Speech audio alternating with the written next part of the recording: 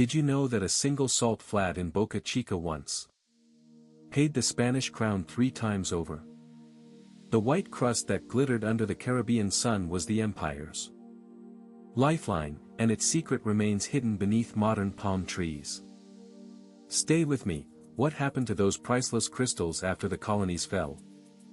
In 1502, the Spanish established the first permanent European settlement in the New World on the banks of the Ozama River. By 1508, the tiny hamlet earned the title, Ciudad de Santo Domingo, a name that would echo across continents. But why did a hurricane in 1684 almost erase it entirely? The storm ripped through the city, flattening churches and homes.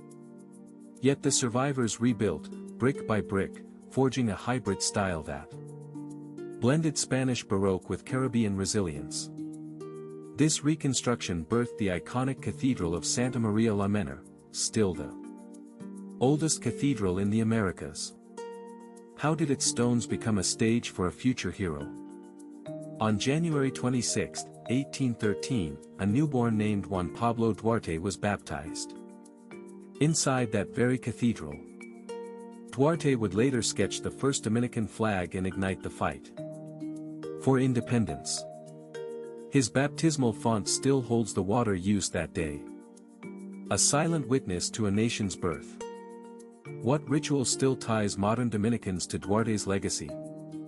Every January 26, the cathedral hosts a solemn mass honoring Duarte's birthday, drawing crowds who light candles and recite verses penned over 2 centuries ago. The ceremony links past and present, reminding attendees that freedom is a daily choice. Yet the city's streets hold another, quieter story, one of enslaved labor that built these walls. During the 16th century, the crown forced indigenous Taino workers into the salt mines of Boca Chica. By the 1580s, a devastating disease wiped out most of the native population, prompting the import of African slaves to keep production alive. This tragic turnover reshaped the colony's demographic fabric forever.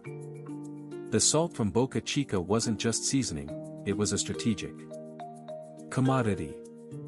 Export records from 1589 show that over 2,000 tons sailed to Veracruz, feeding Spain's Atlantic fleet.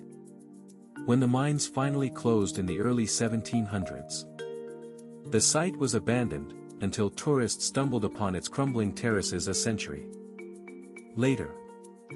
Fast forward to 2015, a joint study by the Inter-American Development Bank and the Dominican Ministry of Tourism revealed that the Colonial city attracts over 1.3 million visitors annually, yet most only see the polished plazas. The report warned that unchecked gentrification could erase the very soul that makes the district UNESCO listed.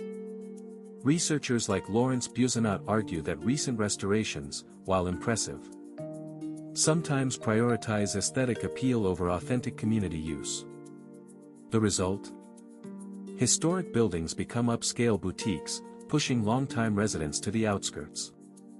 Could sustainable tourism reverse this trend, or will the district become a museum for the wealthy? One promising solution lies in cultural immersion tours that spotlight overlooked sites. The 16th century church of Nuestra Señora de la Altagracia, the hidden convents, and even the old saltwork pathways. These experiences let travelers walk the same stone lanes that enslaved workers once trudged, fostering empathy over Instagram selfies.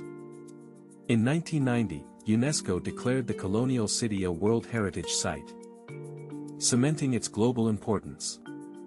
Yet the designation also brings responsibility: protect the fragile frescoes, maintain the original cobblestones, and keep the oral histories alive.